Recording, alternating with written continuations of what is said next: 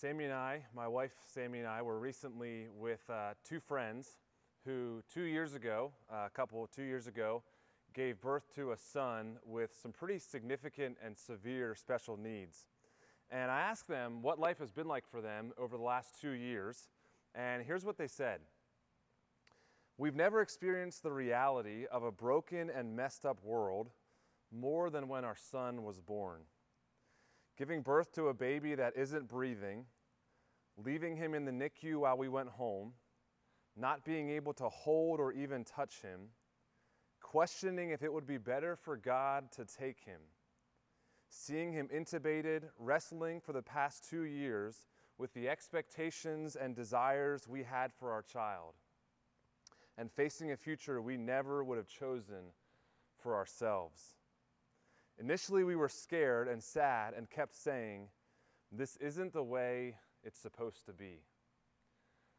What do you do when life falls apart? When feelings of anxiety and fear are all consuming? When you've been trying for years to get pregnant but with no success? When you finally get pregnant only to find out you've miscarried? When the marriage you've enjoyed is suddenly falling apart? When the friendships that were secure all of a sudden start to change with the start of a new school year? When your family life seems overwhelming and out of control? When the weight of your sin and its consequences is too heavy for you to handle? When your boss tells you you're no longer needed at your company?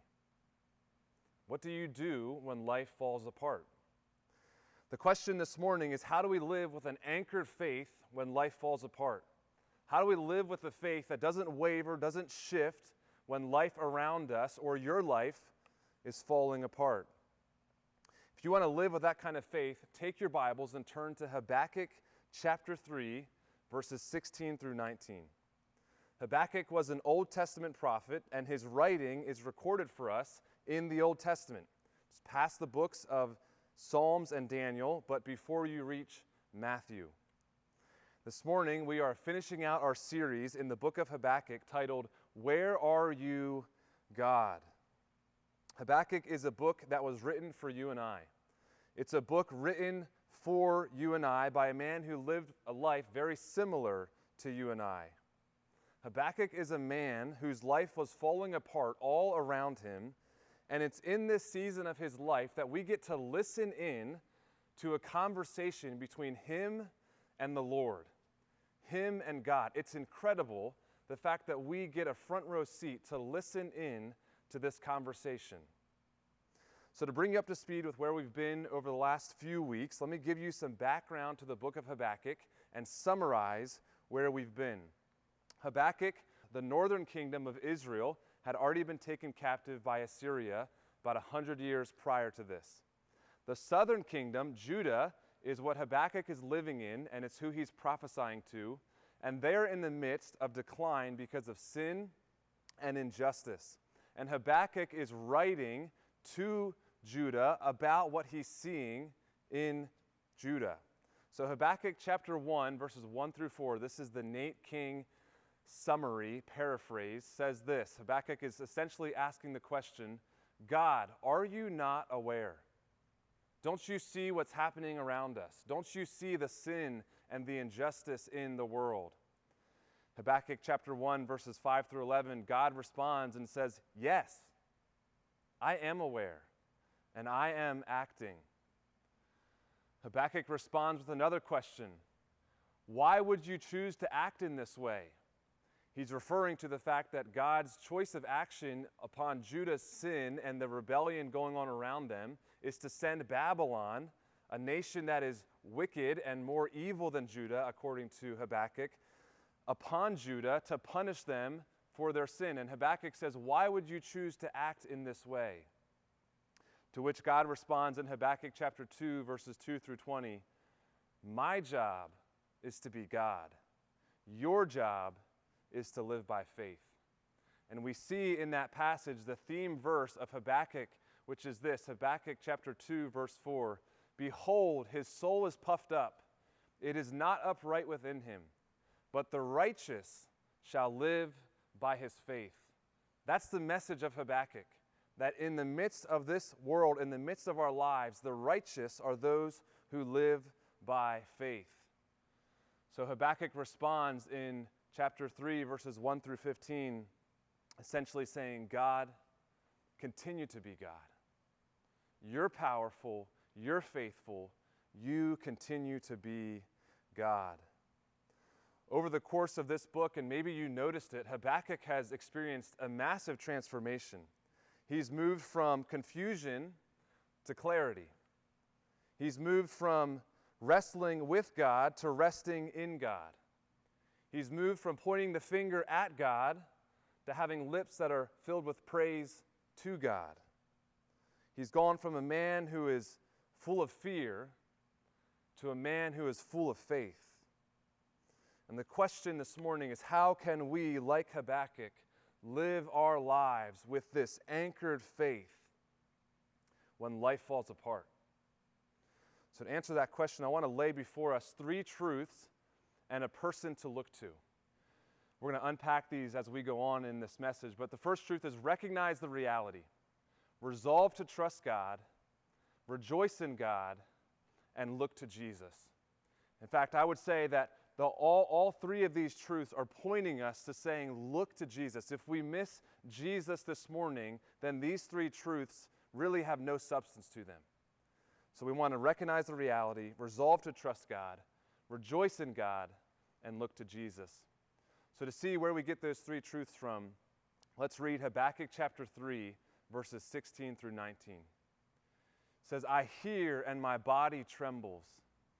My lips quiver at the sound. Rottenness enters into my bones. My legs tremble beneath me. Yet I will quietly wait for the day of trouble to come upon people who invade us. Though the fig tree should not blossom, nor fruit be on the vines, the produce of the olive fail, and the fields yield no food, the flock be cut off from the fold, and there be no herd in the stalls, yet I will rejoice in the Lord. I will take joy in the God of my salvation. God, the Lord is my strength.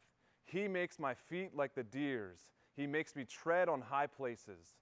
To the choir master with stringed instruments. In these verses, Habakkuk is responding to all that God has revealed to him previously in the book. He's responding to the reality that God will indeed deal with the sin of Judah, but he's going to use Babylon to do it. He's responding to the fact that although God will use Babylon to judge Judah, God will also judge Babylon and hold them accountable for their wickedness. He's responding to the fact that God has promised, he has pledged his faithfulness to his people, as he reminded Habakkuk that he was faithful to spare Noah in the flood, and he was faithful to bring Israel out of Egypt, and he was faithful to defeat their enemies in the promised land. Habakkuk is walking in a crevice where on the one side of the wall is the reality that life is falling apart, and the other side of the wall is God's promise of faithfulness to his people. Have you ever been in that situation where you see the reality of life, but you know the promise of God? How do you make sense of that? Well, the first truth that we need to understand to make sense of that and have an anchored faith when life falls apart is to recognize the reality. When life falls apart, recognize the reality. In verse 16, Habakkuk says, I hear and my body trembles. My lips quiver at the sound.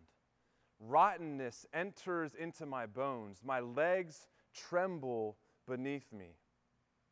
I love the honesty of Habakkuk. There's no sugarcoating, no mincing of words, just pure, raw honesty. I propose to you this morning that honesty with God is the foundation of having an anchored faith when life falls apart. Habakkuk is undone. He is in shock and awe. I don't think that we can overstate the reality of what Habakkuk is facing. This is a man who is experiencing deep anguish. He has questions. He has concerns. He sees injustice. He sees a future of loss and pain. And in the midst of it all, I love the fact that he is recognizing the reality. It's part of what it means to lament. Lament is God's gift to his people, where we can recognize the reality of hardships in our life. I'm convinced, and I wonder if you would agree with me on this, that one of the reasons why fear and anxiety is so high in our world today, and maybe in your life, is because we live in this messed up reality where life is hard, and we have hard days and hard seasons, but at the same time, we're expected to constantly live as if everything is fine, that life is peachy and there are no problems in our lives. Who can actually live that way? The Bible and Christianity, which, by the way, I think this is an apologetic for our day, presents a path that says life is hard. And here's why. Because sin entered the world and ruined and stained everything. There's not a thing in this world that sin has not in some way tainted or marred. And here's what we need to remember this morning. It's good to acknowledge the reality that life is hard.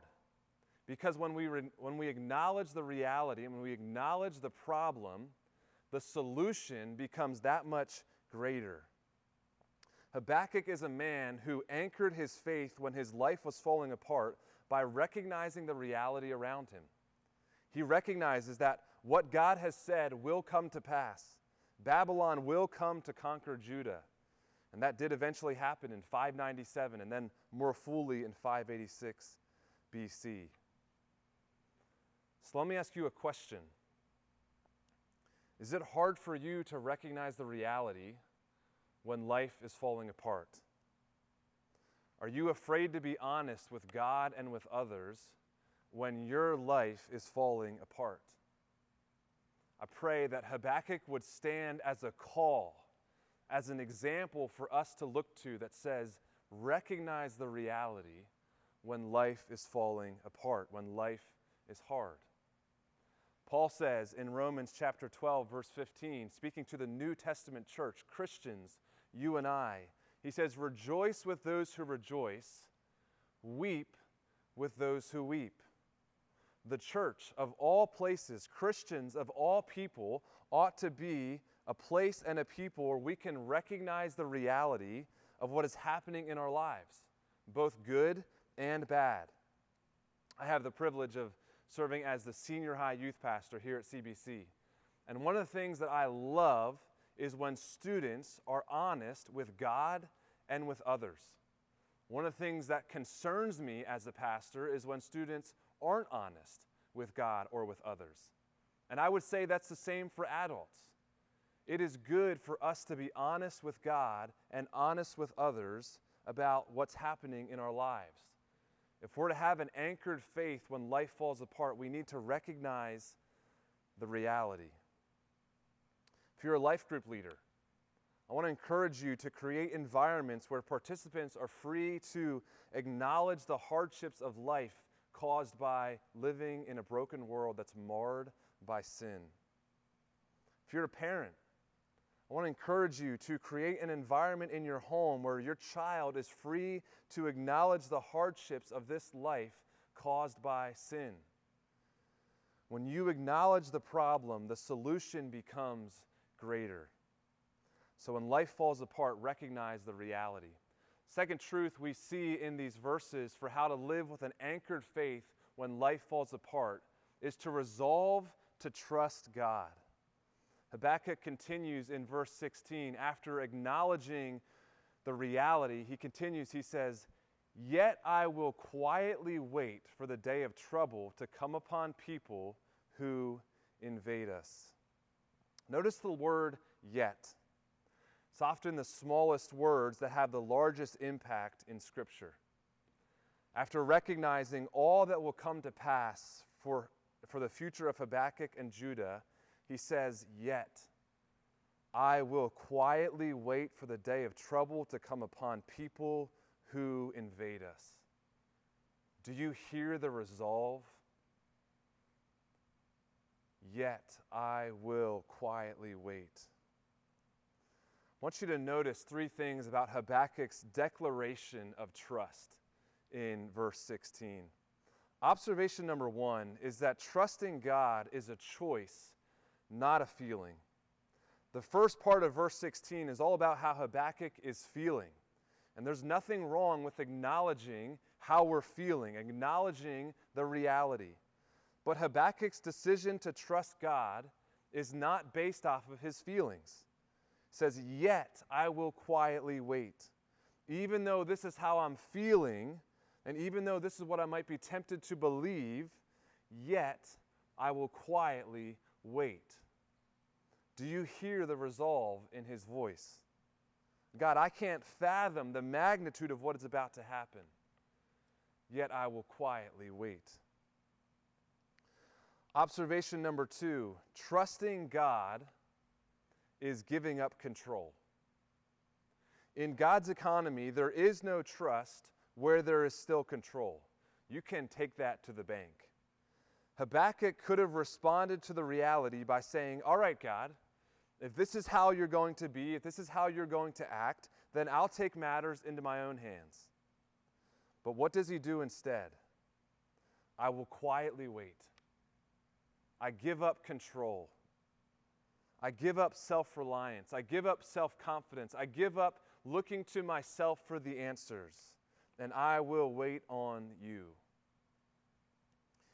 What areas in your life are you reluctant to give up control in? There is no trust where there is control. Over the last few months of my own life, God has been revealing this, teaching this to me in my own heart. He has been revealing to me areas of my life where, sure, I trust God for my salvation. I trust Jesus to bring me to eternity, to be with Him. But do I truly trust God in the day-to-day decisions? Do I truly trust God with myself? Quite frankly, He's been revealing to me that I've been living with self-confidence and self-trust over Him. And I've had to acknowledge to Him that He is God and I am not. Trusting God is a choice, not a feeling. Trusting God is giving up control because there is no trust where there is control. Observation number 3 from Habakkuk's declaration of trust here in verse 16 is this: trust in God is rooted in His Word. Habakkuk says that he will quietly wait for the day of trouble to come upon people who invade us. Why can Habakkuk give up control and trust God? The answer? Because God has spoken in His Word that He will deal with this. Speaking about Babylon's eventual judgment, he says in chapter 2, verse 16 to Habakkuk, he says, speaking about Babylon, "You will have your fill of shame instead of glory. Drink yourself and show your uncircumcision. The cup in the Lord's right hand will come around to you, and utter shame will come upon your glory." God had already revealed to Habakkuk that justice will be served. Judgment will come. God had spoken, and so Habakkuk trusted. It is God's job to be God. It is our job to live by faith. As I've been studying the book of Habakkuk and just walking through this series with the rest of us, I've come to understand that the book of Habakkuk is really a double-edged sword.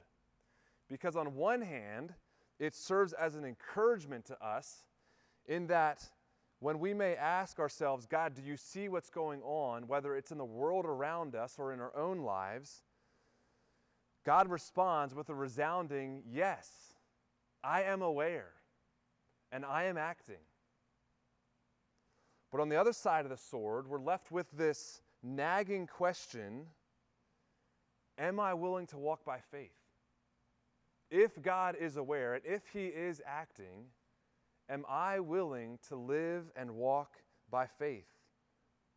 Am I willing to release control and let God be God? Let me ask you some questions. In your fears and anxieties, are you releasing control to God and trusting Him, or are you doing everything that you can to keep that one fear from becoming a reality in your life, in your status before others? Is the aim of your life to walk by faith and please God and let Him take care of the rest? Or are you trying to control what other people think about you and control your status and your image before others? In your decision making, are you trusting and acknowledging God in the decisions you make at home, at work, or at school? Or are you walking in a self-confidence apart from Him? If you truly hear the message of Habakkuk, you're left with this humbling question echoing in your mind: do I truly trust God? Am I truly walking by faith? CBC, I am neither a prophet nor the son of a prophet. But as I interact with several of you on a regular basis, and I know just a few of the circumstances that are happening in your life and what's happening in the world around us, I can't help but ask ourselves and wonder if God is trying to speak to us in the midst of the culture that says, trust yourself, trust in your strength, trust in your confidence, trust in your abilities. If God is not speaking to us as a church and individually, don't trust yourself. Don't trust your confidence. Don't trust your status. Don't trust your strength. Trust in the Lord. Trust in God. Walk by faith. It's a message I need to hear every single day. Proverbs chapter 3, verses 5 and 6 says this. It's a verse that many of us know. Trust in the Lord with all your heart, and do not lean on your own understanding. In all your ways acknowledge Him, and He will make your paths straight. Which begs the question, what does that look like? How do we trust in the Lord with all our hearts? How do we acknowledge Him in all our ways? The answer to that is found in verses 17 through 19, which is, when life falls apart, rejoice in God. Earlier, I referenced a couple who shared their story about giving birth to a son with severe special needs. And they said, this isn't the way it's supposed to be. Well, they went on to share their story.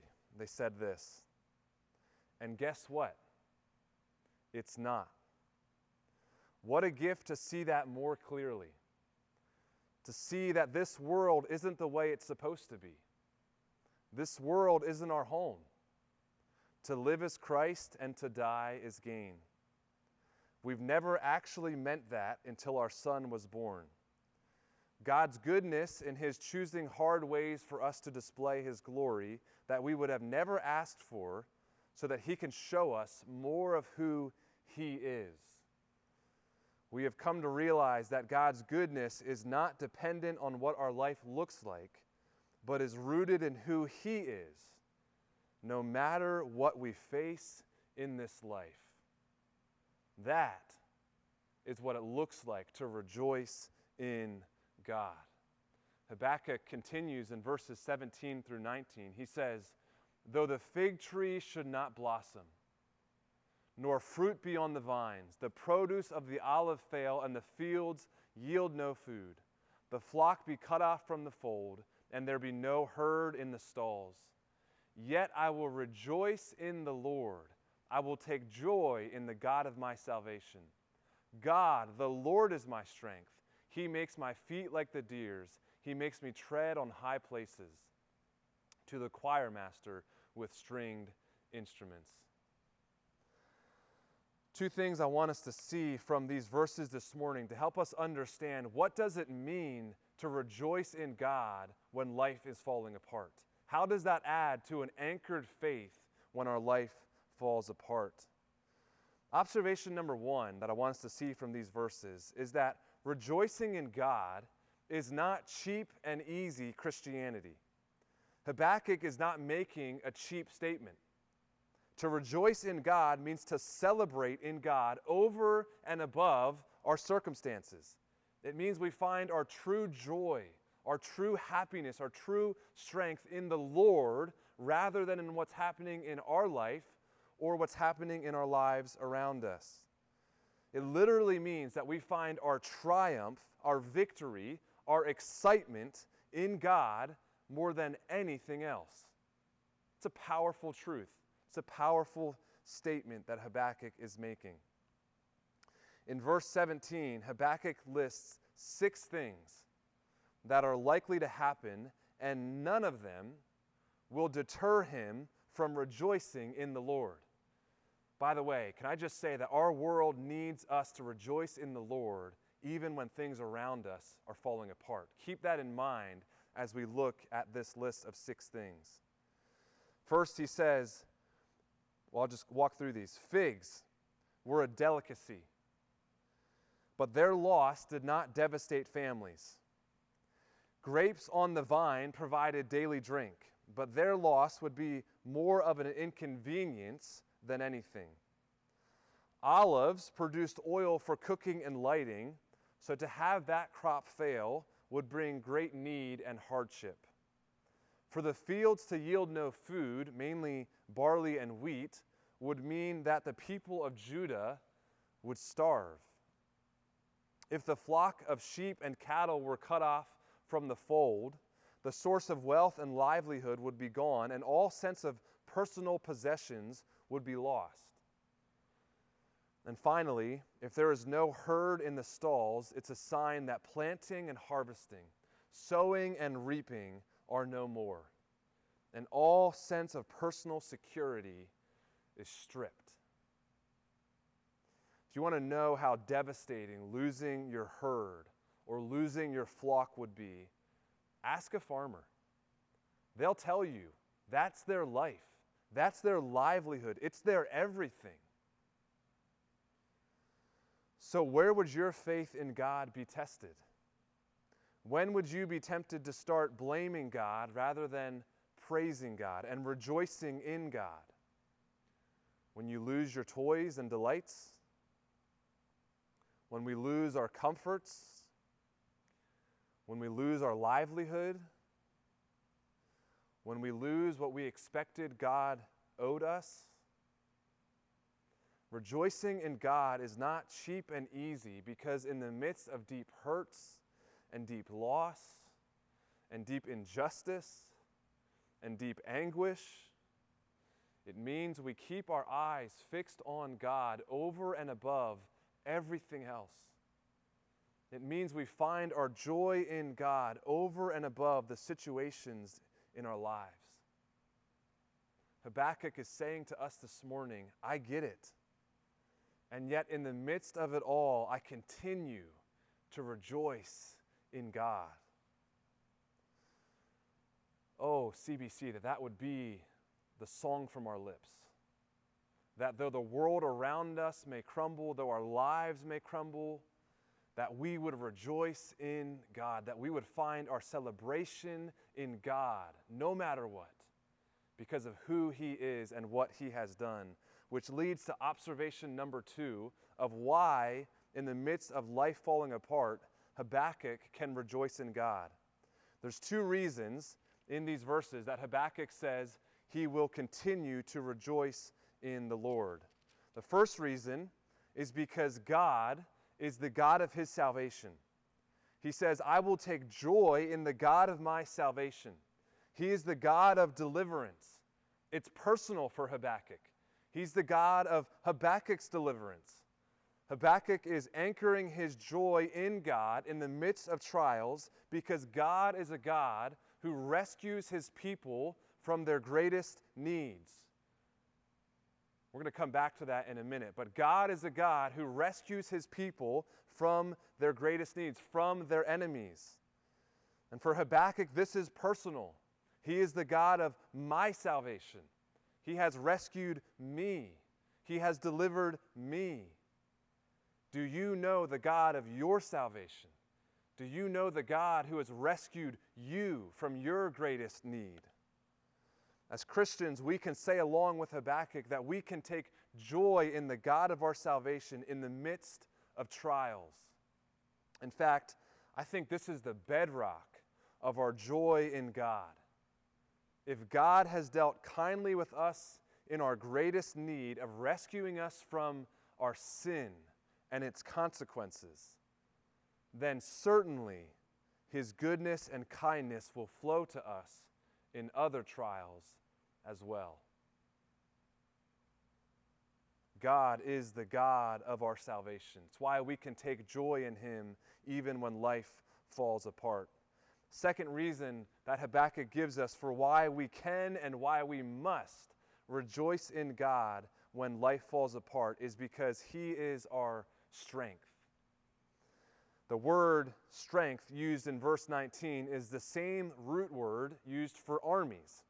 So Habakkuk is saying, even though the armies of Babylon are coming to conquer us and coming to conquer Judah, I have a greater army who is the Lord. His name is Yahweh, and He is the covenant-keeping God. He's the covenant-keeping Lord of heaven and earth.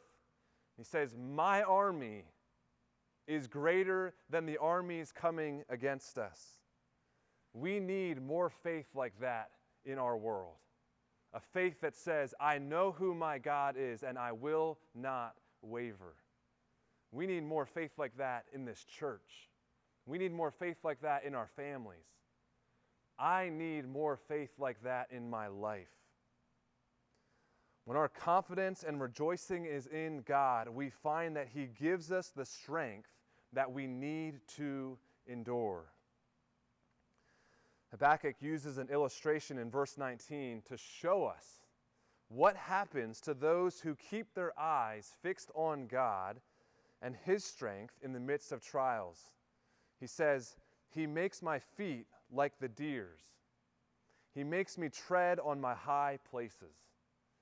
If you're a hunter in here, you can enter into this. He's referring to a female deer whose feet were known to be sure-footed in the very uneven and unstable terrains of the mountains. The message is this: it is those whose trust is wholly in the Lord who will experience the greatest security and the ultimate victory in this unstable life. He makes us like deer's feet on mountains which are unstable. Now, you may be sitting here this morning saying, Nate, this all sounds really good, but life isn't really lived by following a three-point message. To which I would respond and say, you are absolutely correct. Because experiencing anchored faith when life falls apart has to be more than merely checking 3 boxes and moving on. In fact, I would argue that if you merely check these 3 boxes and move on, you really haven't experienced the fullness of living by faith. And here's why. Because true faith must be anchored in a person outside of ourselves. True faith must have something or someone to lay hold of that's outside of us. It cannot be simply an agreement with an abstract truth or principles. That's not faith. When you're in the hospital room or in over your head at work or at home, or your marriage feels like it's falling apart, or your sin is too heavy for you to handle, or God is calling you to do something beyond your own strength and ability, you need something or someone, namely someone, to anchor your faith in. Faith needs an object to lay hold of. It needs a person to cling to. I propose to you this morning that when Jesus Christ is the object of our faith, it makes this morning a reality in our lives. Or to say it another way, Jesus is the true and better Habakkuk. He is the model and the means to living with an anchored faith when life falls apart. If we were to study the book of Habakkuk and look at the example of faith that he sets for us and not see Jesus in Habakkuk, we have missed it. We've missed the point of Habakkuk. Habakkuk is merely pointing us to Jesus. He's pointing us to a man who lived with greater faith. In fact, his faith didn't waver at all. And if you think about Habakkuk chapter 2, verse 4, where it says, "The righteous shall live by faith," the ultimate fulfillment of that is Jesus. He is the only righteous man who ever lived because he lived completely dependent upon his Father. He is the Son of God who lived with perfect faith. Jesus is the model of anchored faith in that more than any other man who ever lived, including Habakkuk, he faced the greatest destruction possible for a human to face, namely the wrath of God upon sin. And yet he never wavered from trusting his heavenly Father. The mission of Jesus, the Son of God, was to rescue us from our sin and its consequences by bearing the wrath of God that we had earned by being crucified on the cross in our place. Do you ever think about the fact that Jesus' unwavering trust in his Father on the precipice of his crucifixion is what makes him a rock-solid, reliable person to anchor our trust in? It is his unwavering trust of his Father that makes him an unwavering person that we can place our trust in. Because he was unwavering in his trust of his Father, we can be unwavering in our trust of him. Matthew chapter 26, verses 38 through 39, speaking about Jesus. In fact, Jesus is speaking in this passage just before he's about to be betrayed and then crucified. He says this to his disciples: "My soul is very sorrowful, even to death. Remain here and watch with me."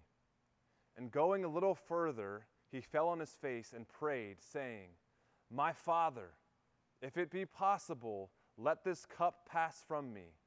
Nevertheless, not as I will, but as you will." I want you to see that Jesus recognized the reality of what was about to happen. He asked, "If this is possible, remove this cup from me." And yet he resolved to trust his Father. "Yet not as I will, but as you will." He lived with complete dependence upon his Father. And then in Hebrews chapter 12, verse 2, the author says, "Looking to Jesus, the founder and perfecter of our faith, who for the joy that was set before him endured the cross, despising the shame, and is seated at the right hand of the throne of God." Jesus obediently trusted his Father because of the joy that was set before him. What was the joy that was set before him? It was the joy of being at the right hand of his Father. Even in the midst of going to the cross, he continued to rejoice in God as he faced the cross. If you're here this morning and you've come to realize that trusting in yourself is insufficient, and you see your need to be rescued from yourself and your sin, you're in the right place. And we're so glad that you're with us. We're so glad that you've decided to watch this and listen to this and join us, because we have a Savior who on the cross bore our sin in our place and then was raised to life again 3 days later, showing that he has conquered sin and he's conquered the grave and he's conquered the power of sin. And he calls all people at all times to turn from ourselves and to turn from our sin and to trust in him, to trust in Jesus. Don't trust in yourself. Trust in Jesus. Jesus is the model of living with an anchored faith when life falls apart. But Jesus is also the means. He's how we live with an anchored faith when life falls apart. Because if God in Christ has been a firm foundation for your faith in your deepest need of forgiveness, then surely He will be a firm foundation for your life when you feel like your life is falling apart. Jesus must be the object of our faith. We cannot live merely by 3 simple check boxes. We have to anchor our faith in Jesus when life falls apart. There's a song that we often sing here at CBC called Cornerstone. I want you to listen as I read some of the lyrics from this song and see if you can hear how these lyrics flow directly from the book of Habakkuk, directly from our study in the book of Habakkuk, and how Habakkuk points us to Jesus, and how Habakkuk shows us that we can live with an anchored faith when life falls apart if our faith is anchored in Jesus. Here's what some of the words say. My hope is built on nothing less than Jesus' blood and righteousness. Do you hear the rejoicing in God? The confidence, the celebration, the exaltation of God above all things. I dare not trust the sweetest frame, but wholly trust in Jesus' name. Do you hear the resolve to trust God? It's not easy, but there is a resolve to trust God. When darkness seems to hide His face, it's okay to recognize that reality. I rest on His unchanging grace. In every high and stormy gale, my anchor holds within the veil. We want to live our lives with an anchored faith when life falls apart. And to do that, we want to recognize the reality. We want to resolve to trust God. We want to rejoice in God. And through all those things, we want to look to Jesus, the object of our faith. Will you pray with me? God, we are thankful that you are a firm foundation. We're thankful that you are a rock, steady, reliable anchor of our faith. We're thankful, God, that even when life around us falls apart, even when our lives fall apart, that we can live with an anchored faith because you are unchanging. Father, I pray for myself and I pray for all those who are hearing this, that you would build up our faith in you, that you would strip away the self-confidence and the self-reliance that is so easy to live with. God, I confess that that is in my heart far too often than what I would like it to be. And so I pray that you would be transforming our hearts and building us in faith and trust in you for the honor of your beautiful name and for the good of us and for the good of our community and the good of the world that you have called us to impact for the sake of Jesus. In his name I pray. Amen.